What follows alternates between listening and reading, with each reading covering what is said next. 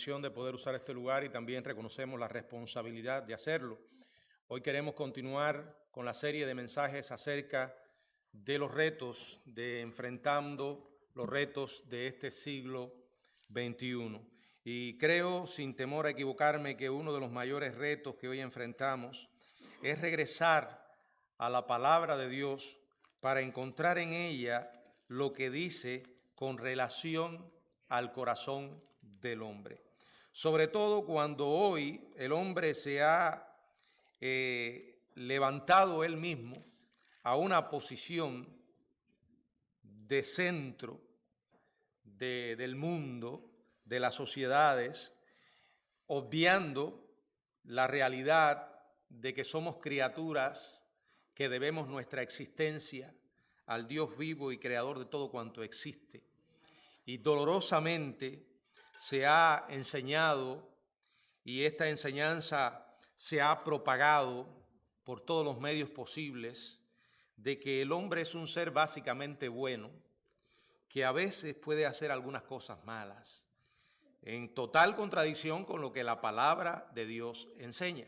Por eso hoy quiero que enfrentemos esta verdad acerca del corazón del hombre, y para ello nos estaremos apoyando en el pasaje que leímos en Mateo 12, del 36 al 37. Y quiero nuevamente regresar al pasaje y leerlo tal como dice la palabra: o haced el árbol bueno y su fruto bueno, o hacer el árbol malo y su fruto malo, porque por el fruto se conoce el árbol.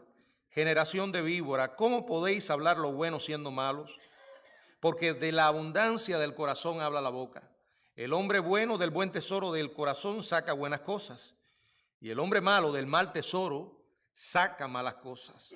Mas yo os digo que de toda palabra ociosa que hablen los hombres, de ella darán cuenta en el día del juicio. Porque por tus palabras serás justificado y por tus palabras serás condenado. Padre, gracias por la bendición de usar este lugar para traer tu palabra. Reconocemos, Señor, que no somos más que instrumentos tuyos y en tus manos nos ponemos. Úsanos para hablar a tu pueblo. En el nombre de Jesucristo. Amén. Volviendo a la realidad de hoy, podemos decir que la gente hoy minimiza y redefine el pecado con términos como, por ejemplo, fracasos, trastornos, y que son consecuencias del trasfondo en que una persona se crió o la manera en que fue tratado a lo largo de su vida, asumiendo así una mentalidad de víctima y negándose, resistiéndose a aceptar la responsabilidad por sus pecados. Esta sociedad, enseñando semejante cosa, se niega a tratar con el problema real de la humanidad, que es el pecado. Por eso la sociedad va de mal en peor. En contraste con todo este engaño, Jesús enseñó cuál es el verdadero problema humano. ¿Cuál es el verdadero problema que enfrentamos como sociedad? Y en Marcos capítulo 7, en los versos del 20 al 23, el Señor Jesucristo expresó lo siguiente. Él dijo, pero decía, que lo que del hombre sale, eso contamina al hombre. Porque de dentro, del corazón de los hombres, salen los malos pensamientos, los adulterios, las fornicaciones, los homicidios, los hurtos, las avaricias, las maldades, el engaño, la lascivia, la envidia, la maledicencia, la soberbia, la insensatez. Todas estas maldades de dentro salen y contaminan al hombre. A la luz de lo que el Señor enseña en su palabra acerca del corazón del hombre, podemos decir que nuestro problema está dentro de nosotros, no afuera. Según Jesús, toda persona es pecadora en el mismo centro de su ser. la gran necesidad humana es, como dice Jeremías, en el capítulo 17, verso 9. Jeremías 17, 9. Engañoso es el corazón, más que todas las cosas, y perverso. ¿Quién lo conocerá? Esto no suena parecido a las enseñanzas contemporáneas. Esto no se parece a lo que filósofos, psicólogos, psiquiatras, antropólogos hoy en día dicen y enseñan acerca del hombre. La Biblia dice que el hombre tiene un corazón perverso. Es decir, que las alarmas que se disparan afuera, del tipo que sean, son solo señales que indican un problema adentro, un problema interno.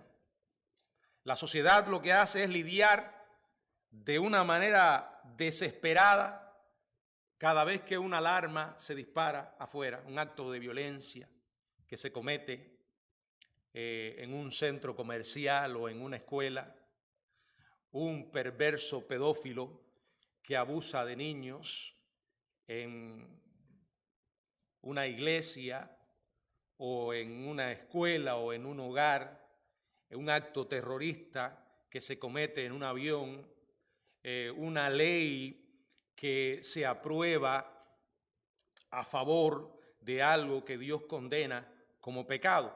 Podríamos hacer una larga lista. Son alarmas que se disparan afuera, pero lo que están haciendo es indicando que hay un problema en el corazón del hombre, un problema interno. El hombre no es bueno, sino una criatura caída que necesita urgentemente un nuevo corazón. Y la única esperanza de la sociedad humana es, y seguirá siendo, el Evangelio de Jesucristo. Y una manera en la que expresamos lo que tenemos dentro es a través de las palabras.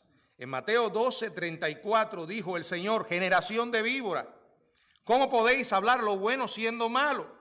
Porque de la abundancia de tu corazón habla la boca. Las palabras expresan lo que hay en el corazón. Se calcula que desde el primer buenos días hasta el último buenas noches, la persona promedio participa en 30 conversaciones diarias. Cada día, sus palabras podrían formar un gran libro de 50 a 60 páginas, el equivalente de más de 100 libros de 200 páginas anualmente cada persona. No es de extrañar que inmediatamente después que Jesús fustigara a los fariseos por acusarle de hablar y de obrar por medio de Satanás, lanzando así lo que él llamó la blasfemia contra el Espíritu Santo, inmediatamente comenzara a hablar de la importancia de la lengua. Creo que las palabras más autocondenatorias alguna vez dichas las acababan de pronunciar los dirigentes religiosos que acusaron a Jesús de echar fuera demonios por el poder de Satanás. Allí en el verso 24 que dice más: los fariseos al oírlo decían: este no echa fuera los demonios sino por Beelzebú, el príncipe de los demonios. Ahora el Señor, respondiendo a sus acusaciones, hace una de las advertencias más alarmantes y en el proceso expone la verdad acerca de la naturaleza del corazón humano. Lo primero que hace es una parábola, cuenta una parábola o emplea una analogía en Mateo capítulo 12, verso 33, donde él dice: o haced el árbol bueno y su fruto bueno, o haced el árbol malo y su fruto malo, porque por el fruto se conoce el árbol. Aquí Jesús inicia la advertencia con una parábola corta y la intención de él es ilustrar una máxima obvia: un árbol y su fruto correspondiente.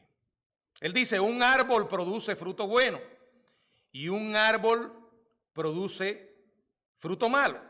En Mateo capítulo 7, en el verso 17, dice el Señor, así todo buen árbol da buenos frutos, pero el árbol malo da frutos malos. Luego en el mismo capítulo de Mateo 7, ahora en el verso 20, dice, así que por sus frutos los conoceréis. Lo que Jesús estaba diciendo es algo como esto: ustedes deben adoptar una posición en cuanto a mí y mi obra. O soy malo y hago obras malas, o de lo contrario soy bueno y hago obras buenas. No puedo ser malo y hacer buenas obras, o ser bueno y hacer malas obras. Si hago buenas obras es por el poder de Dios, y si hago obras malas es por el poder de Satanás. Dios no autoriza ni hace nada malo. Satanás no autoriza ni hace nada bueno. Esa es la idea, el árbol y su fruto.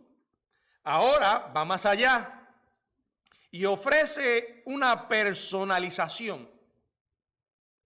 Es más directo. Y en el verso 34 dice, generación de víboras, ¿cómo podéis hablar lo bueno siendo malo? Ahora cambia la metáfora.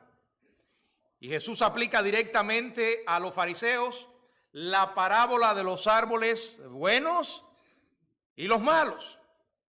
Y les dice, ustedes son infinitamente más perversos que un grupo de árboles malos. Ustedes son una verdadera generación de víboras. Bueno, es interesante que este fue el mismo epíteto que empleó Juan el Bautista para los fariseos y los saduceos hipócritas que acudieron a él para que los bautizara, ¿se acuerdan? En el mismo capítulo, en el mismo libro de Mateo, en el capítulo 3, verso 7. También Jesús usó durante una larga serie de ayes contra los fariseos y los escribas en el templo, y les dice lo siguiente en Mateo 23, verso 33, serpientes, generación de víboras, ¿cómo escaparéis de la condenación del infierno? Al Jesús llamar a los fariseos generación de víboras, estaba empleando o haciendo una denuncia feroz que todos entendían. O sea, él no estaba hablando algo desconocido, algo que no les era familiar. Las víboras era un nombre general para una variedad de serpientes venenosas muy comunes en la antigua zona de Palestina y en la región mediterránea. Una víbora mortal muerde al apóstol Pablo en la mano mientras estaba recogiendo leñas en una isla llamada Malta después que habían naufragado. Y los isleños primero comenzaron a decir que algo malo había hecho y ahora estaba siendo castigado por los dioses por esto. Pero cuando vieron que no le ocurrió nada, cuando se sorprendieron de que no se hinchase y cayera muerto en Hechos 28, después dicen que era un dios o un hijo de los dioses. Ahora, las víboras no solamente son mortales, sino son criaturas engañosas, debido a que la mayoría tiene la costumbre o la práctica de mezclarse con las rocas y los palos de alrededor. A menudo sorprenden entonces a sus víctimas con un ataque sorpresivo, como pasó con Pablo, que ya hablamos en esta isla. el Señor emplea esta ilustración o emplea este término para referirse a los fariseos. Ellos eran la síntesis de la corrupción y del peligro moral y religioso. Eran igual que una generación de víboras. Viajaban una y otra vez de un lugar a otro. Generalmente solían hacerlo en grupos. Y lo hacían enseñando y promoviendo sus tradiciones hechas por el hombre. Jesús les dijo más en Mateo capítulo 23, en el verso 15, leemos estas palabras del Señor: ay de vosotros, escribas y fariseos hipócritas, porque recorréis el mar y tierra para hacer un prosélito, y una vez hecho, le hacéis 2 veces más hijo del infierno que vosotros. Las enseñanzas y las prácticas de estos personajes estaban llenas de tradiciones antibíblicas y legalistas, y con estas tradiciones antibíblicas y legalistas iban envenenando la mente de sus compatriotas judíos, inmunizándoles en contra la verdad pura y redentora de la palabra de Dios. Los iban convirtiendo en seres hipócritas y falsos. Una y otra vez enfatizaban la arrogancia moral, que no era más que un camino hacia la perdición. Cuando alguien metía la mano en la leña de la religión, creyendo agarrar un leño de verdad, podía ser mordido letalmente por esos mentirosos condenadores de almas. Y esa es la idea que estaba en la mente de Jesús cuando dice estas palabras. Y luego él continúa, le dice: ¿cómo pueden hablar lo bueno siendo malos? Les estaba diciendo, a consecuencia de ser malos por naturaleza, ¿cómo puede esperarse de ustedes cualquier otra cosa que no sea blasfemia o impiedad? ¿Cómo pueden hablar lo bueno? Quiero que nos detengamos en esto. Él dice, son malos. Es curioso, la Biblia dice que no hay justo ni aún uno. Y eso te incluye a ti, me incluye a mí. Eso incluye a todos los seres humanos. Ser malo expresa la depravación del corazón humano, el cual solo puede producir maldad, ya que es totalmente malo. Ese es el legado caído, el triste legado caído,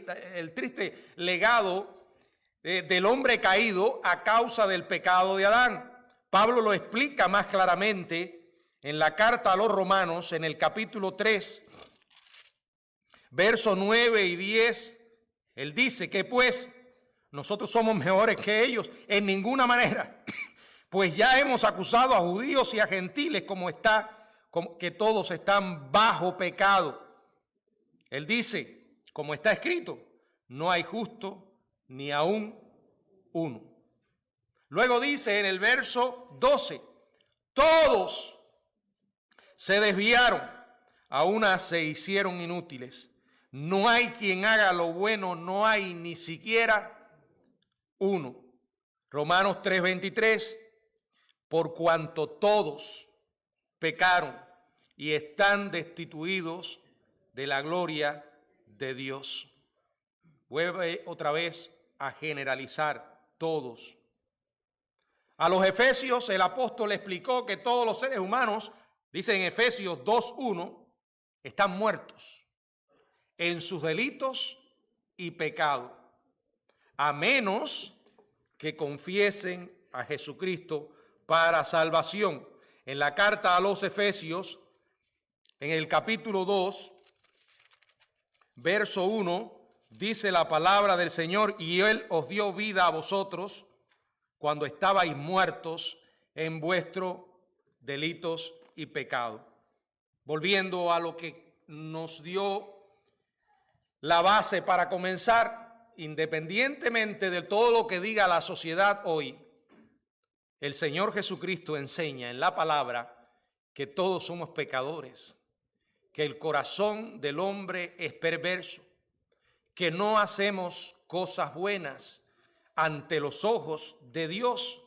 Y aquí establece un principio claramente en el verso 34, porque de la abundancia del corazón habla la boca. Y luego dice en el 35, el hombre bueno del buen tesoro del corazón saca buenas cosas, y el hombre malo del mal tesoro saca malas cosas. En un momento voy a explicar qué quiso decir él con el hombre bueno, ¿verdad? No es por naturaleza. El hombre bueno es aquel que es justificado por la fe, justificado por Dios, aquel que ha reconocido su verdadera condición, sabe que es pecador, que el pecado ofende a Dios y nos destruye como seres humanos. Este es uno de los principios más fundamentales de la Biblia con relación al hombre. La boca habla lo que hay en el corazón. De lo que una persona es interiormente, su boca va a dar evidencia por fuera. Puede que intente fingir, representar un papel, puede que intente cuidar sus palabras, pero solo podrá hacerlo por un tiempo. Llegará un momento en que esa lengua va a expresar lo que hay adentro. Es más, Santiago afirma que quien no peca con su boca es que un varón perfecto. El ejemplo más inmediato de este principio demostró que fueron los corazones malvados de los fariseos que los hicieron blasfemar del Espíritu Santo al llegar a ese punto de acusar a Jesús de estar obrando milagros por el poder del mismo diablo. Hablaban perversidad porque sus corazones estaban llenos de maldad y por sus propias palabras estaban condenando al llegar a tratar de condenar a Jesús. En la Biblia el corazón representa el asiento del pensamiento y la voluntad. Quiere decir que cuando estamos hablando de corazón, a eso es lo que nos referimos. No nos estamos refiriendo a ese órgano físico que mantiene bombeando la sangre en nuestros cuerpos sin detenerse. Nos estamos refiriendo al centro, al asiento del pensamiento y la voluntad. El corazón en la Biblia representa el carácter de una persona. Y decir que las palabras revelan lo que hay en el corazón, es decir, que las palabras revelan lo que esa persona es. Exponen su verdadera naturaleza, exponen su verdadero carácter. Cuando el corazón habla, la boca simplemente lo que hace es reproducir de manera verbal lo que anida y alberga el corazón. Con el uso de la misma figura, Jesús explicó en Mateo capítulo 15, en una ocasión posterior, Mateo 15, 18 y 19, dijo el Señor, ya habíamos leído un texto similar, porque del corazón salen los malos pensamientos, los homicidios, los adulterios, las fornicaciones, los hurtos, los falsos testimonios, las blasfemias. Estas son las cosas que contaminan al hombre, pero el comer con las manos sin lavar no contaminan al hombre. Todo lo que hoy presenciamos y experimentamos malos pensamientos, homicidios que cada día van en aumento, actos de violencia una y otra vez, mientras la gente entretenida mira en una dirección y otra y se van por las ramas. Que si los videojuegos violentos, que si las armas, que si, bueno, no sé. Preocupados genuinamente, pero ciegos, incapaces de darse cuenta cuál es el verdadero problema, los adulterios. Es difícil encontrar una pareja hoy fiel, porque todo el mundo lo hace. Las fornicaciones. Ya muchos no consideran el matrimonio como una opción. Nos miramos, nos gustamos y como si fuéramos dos animales vamos a probar. Los hurtos, robos de todo tipo. Personas que llegan a este país creyéndose más listos que los que han vivido por años y creyendo que no es necesario trabajar. Voy a vivir del robo, de la mentira, de la estafa. Estaba mirando un video que circuló hace algunas semanas de un joven que llegó de Venezuela prácticamente hace un año y el descerebrado se grabó enseñando a la gente cómo ocupar una casa desocupada en Nueva York, cómo robarse una casa. Y ahí estaba. No, porque en Nueva York tú puedes ocupar una casa si está vacía. Después subió otro tutorial de cómo meterse a robar en una tienda. Increíble. Increíble. Hay gente que piensa que robar es una manera de vivir. Falso testimonio, información falsa. Mentiras una y otra vez. Mentiras que llenan las redes sociales, los periódicos, los canales noticiosos, las blasfemias. Y podría seguir mencionando. Dice el Señor, estas son las cosas que contaminan al hombre. Las cosas que más daño hacen a la sociedad y al individuo de manera particular. Una persona puede controlar cuidadosamente sus palabras la mayor parte del tiempo. Pero esa presión de los pensamientos malignos, esa ira, esa tensión, ese dolor o esa asociación con amistades vulgares van a obligarla a exponer lo que verdaderamente está tratando de ocultar. Dice el Señor, el hombre bueno del buen tesoro de su corazón saca buenas cosas y el hombre malo del mal tesoro de su corazón saca malas cosas. El corazón de una persona atesora sus pensamientos, sus ambiciones, sus deseos, sus actitudes y lealtades. Es la reserva de la cual la boca extrae las expresiones. Y llegará a un punto en que lo que tiene en su interior lo va a exponer. Hay una expresión muy común en el mundo de la informática y es esta. Basura que entra, basura que sale. Es decir, la información que ingresa, si es una información de calidad moral y espiritual, va a producir resultados positivos. Si la información que llega es una mala información, una información degenerada y perversa, eso es lo que estará llenando tu mente. He ahí el peligro de pasarse horas y horas tragándose todo el veneno que llega de lo que ve en el teléfono, de lo que mira en su computadora, en internet, de lo que está escuchando en las noticias.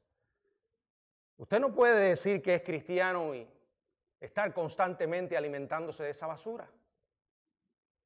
Porque va a llegar un momento en que conforme a esa basura que ingresó en su vida, usted va a actuar y tomar sus propias decisiones. Y si es una persona que no ha nacido de nuevo, no le va a importar tragarse todo. El domingo pasado, mientras ustedes y yo celebrábamos el día de resurrección, y mientras muchas iglesias, o casi todas las iglesias cristianas en los Estados Unidos de América y muchos lugares del mundo, celebraban el día de la resurrección, el presidente de este país hacía propaganda al día de la visibilidad transgénero. ¿Saben de qué estoy hablando? De hombres que quieren ser mujer y mujeres que quieren ser hombre. Fue él, el actual presidente, el que oficializó esto que viene desde el 2009. La prensa, tratando de salvarle el pellejo, salieron a defender, bueno, todas las redes, todas las noticias, factor de información. El presidente Biden no cambió el día de la resurrección por el día de la visibilidad trans. Eso es una falsa noticia. Bueno, es verdad, él no lo cambió. No, él quedó o trató de quedar en paz con Dios y con el diablo. Ni siquiera consideró que por ser 31, día de la resurrección, debía guardar un poco de respeto a aquellos que aman verdaderamente a Dios y aceptan los valores cristianos y haber cambiado ese día. No lo hizo porque no le importa. Porque es un religioso pero no ha nacido de nuevo. ¿Y saben qué? Te vas a encontrar como él gente que puede que no sean necesariamente católicos, pero puede que sean evangélicos, puede que sean miembros de iglesias bautistas y que te digan, eso no tiene nada que ver. Todos tenemos derechos. ¿Se dan cuenta, hermanos? Y uno dice, ¿cómo puede llegar alguien a pensar de esa manera cuando dice que ama a Jesucristo? Es alguien que se pasa el tiempo alimentándose de basura. Sin un sistema de filtro interno, sin una regla fiable, sólida, totalmente autorizada, porque viene del único y verdadero Dios, y estoy hablando de la Biblia. Si usted arrincona la palabra y apaga la luz, vamos a quedar en una terrible oscuridad. Por eso hoy en día vemos tantas barbaridades. Por eso hoy en día se ha separado el género del sexo. Por eso hoy en día usted escucha cada disparate, porque el que determina lo que es, eres tú. Como tú te sientas. Yo no tengo culpa de que tú mañana me digas, yo quiero volar porque soy un ave. Bueno, si tú vienes y me lo dices, lo más que puedo hacer es mirarte y decir, necesitas un psiquiatra. Pero no me puedes obligar a mí a que yo te trate como un ave. Porque yo también tengo mis derechos. Y en ese caso, mis derechos estarían siendo pisoteados. A veces la gente dice, ¿a dónde vamos a llegar? ¿Cómo está esta sociedad? Porque del corazón, la abundancia del corazón habla la boca. Eso es lo que está lleno el corazón del hombre. Y seré claro, no hay absolutamente ninguna esperanza, ni para este país, ni para ningún país del mundo, separados de Dios y de la verdad que es su palabra. Gústele a quien le guste y pésele a quien le pese. Es más, el Señor sigue hablando sobre el tema. En Mateo capítulo 12 dice ahora en el verso 36, mas yo os digo que de toda palabra ociosa que hablen los hombres, de ella darán cuenta en el día del juicio. Porque por tus palabras serás justificado y por tus palabras serás condenado. La salvación y la condenación no se producen por palabras o acciones. Simplemente se manifiestan a través de ellas. Las palabras y las acciones son pruebas objetivas y observables de la condición espiritual de un individuo. En el día del juicio, dice el Señor, es un tiempo futuro general en que el Señor evaluará quién tiene un sitio dentro y quién estará fuera de su reino. Y los requisitos van a incluir las palabras de cada persona. No somos salvos por buenas obras, pero somos salvados, como dice Efesios 2:10, para buenas obras, las cuales Dios preparó de antemano para que anduviésemos en ella. Del mismo modo que somos salvados para buenas palabras, porque las palabras exponen la condición de nuestro corazón. Usted puede que diga, yo amo al Señor, Dios es mi Dios, yo creo en Dios. Y a la hora de tomar decisiones, a la hora de expresar de una manera natural, sin filtros y sin estar a la defensiva, lo que usted piensa, usted va a expresar la maldad de su corazón si no ha nacido de nuevo. Dice que cada hombre dará cuenta de toda palabra ociosa, sea o no inmoral, vulgar, cruel o blasfemia. El Dios de la Biblia sabe todo lo que hoy ocurre.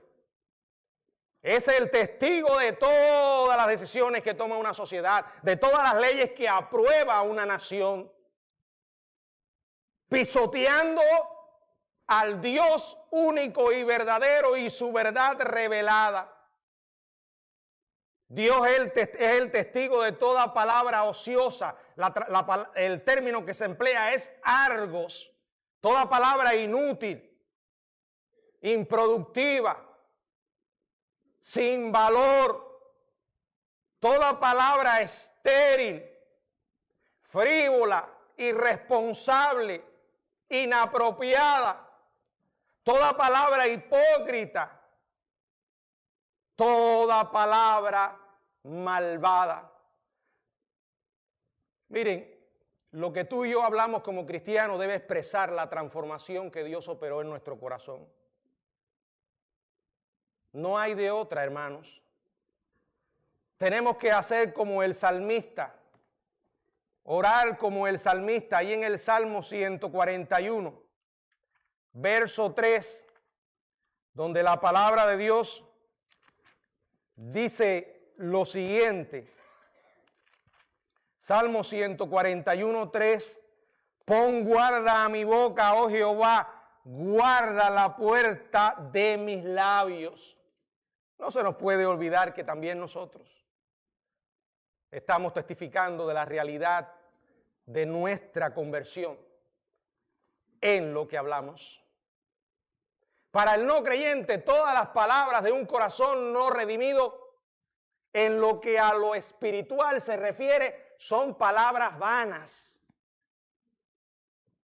Y puede que de alguna que otra vez el hombre diga cosas desde nuestro enfoque humano y desde nuestra perspectiva terrenal que nos parezca bueno.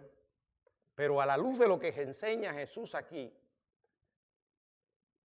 una persona no redimida no podrá producir nada verdaderamente bueno en realidad. El día del juicio para los creyentes no culmina en el juicio para los no creyentes, culmina en el juicio del gran trono blanco. El juicio final en el cual todo incrédulo será condenado. Todos los pecados de los cristianos ya fueron tratados en el Calvario y borrados por la sangre de Jesucristo. Pero es ahora nuestra responsabilidad testificar de esa salvación en lo que hablamos. Y es nuestra manera de hablar la que puede evidenciar las cosas buenas que Dios ha hecho en nuestro corazón. De la misma manera que las palabras y acciones perversas de aquellos que no conocen a Dios permanecerán como una evidencia incuestionable contra ellos. Hoy en día vemos todo tipo de barbaridades, de enseñanzas, de discursos vanos, de libros que envenenan la mente y el corazón de la gente. Hoy vemos todo tipo de debates, todo tipo de cuestiones donde el hombre divaga y divaga envaneciéndose en sus propios razonamientos, envenenando, repito, la mente y el corazón de muchísimas personas. Pero esto no es ajeno a nuestro Dios. Los científicos teorizan que las ondas de sonido nunca se pierden por completo, sino que se desvanecen poco a poco más allá de la detección. Pero dicen que con instrumentos suficientemente sensibles es probable que pueda recuperarse toda palabra dicha en la historia de la humanidad. Si esto es así, piénselo. ¿Cuánto más cierto puede ser en esos registros infalibles de Dios? Toda palabra y toda obra humana estarán perfectamente preservadas para ser usadas como prueba en el día del juicio. Lo que has escuchado son palabras, pero la palabra de Dios, la revelación única dada a los hombres, a través de la cual puedes conocer el camino de la verdad y transitar con confianza en un mundo cada día más y más envuelto en una inmensa niebla de confusión y caos. ¿Qué vas a hacer con esa palabra? Yo quiero ser específico y directo hoy, una vez más. Y digo una vez más porque es probable que usted me haya escuchado muchas veces decir lo mismo. Y con dolor debo decir que muchas veces tú también has hecho lo mismo. Has permanecido indiferente ante la voz de Dios. Has permanecido impasible y rebelde ante el mensaje de salvación que Dios te ofrece en Cristo Jesús.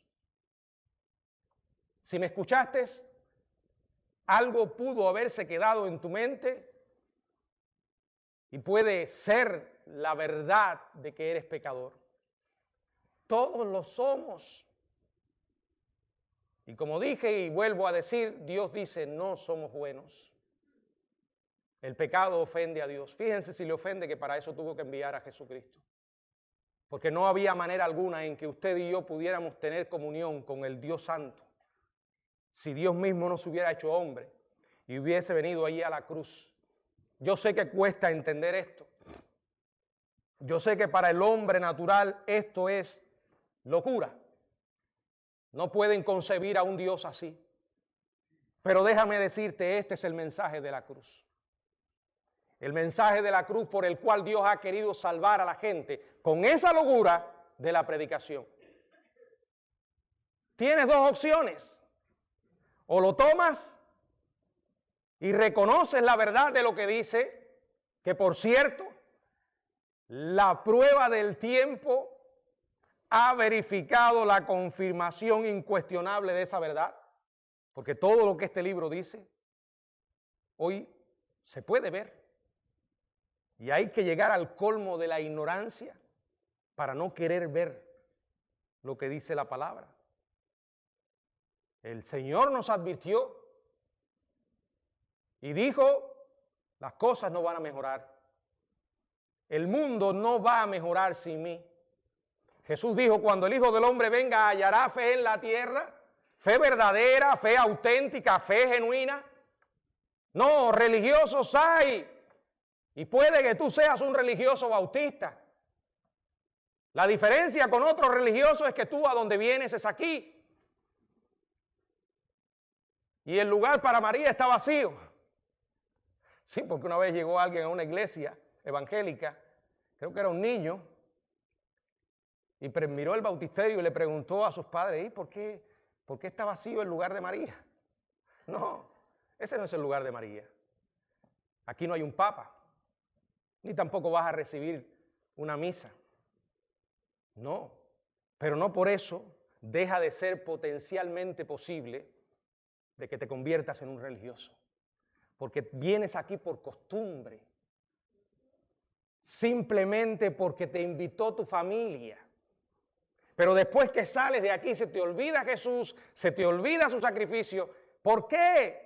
Porque no forma parte de tu vida, no forma parte de tus decisiones. Te importa un bledo lo que Dios diga. Sales de aquí y vas a hacer todo lo que Dios precisamente condena. Entonces, ¿por qué? ¿Por qué vivir engañado? Va a llegar un día en que te vas a enfrentar de cara con esa realidad. Si no hay arrepentimiento en base a un reconocimiento de la pecaminosidad humana y no hay una vuelta genuina en fe hacia Jesucristo, el Hijo de Dios, que murió en la cruz por nosotros, no hay salvación. No hay esperanza y un día lo vas a comprobar. ¿Qué tiene que pasar en tu vida para que despiertes a esa realidad? ¿No te das cuenta que Dios ha estado tratando contigo por años? No es casualidad las experiencias que has estado viviendo una y otra vez. Muchas veces Dios las permite para ganar la atención humana y para que el hombre se vuelva a Él, porque de otra manera y en otro escenario no lo haría. Si un día te encontraras con Dios y Él colocara delante de ti, y lo va a hacer toda tu vida, todo lo que hiciste, todas las palabras que lanzaste, ¿cómo te podrás justificar? Ya en ese momento no habrá oportunidad.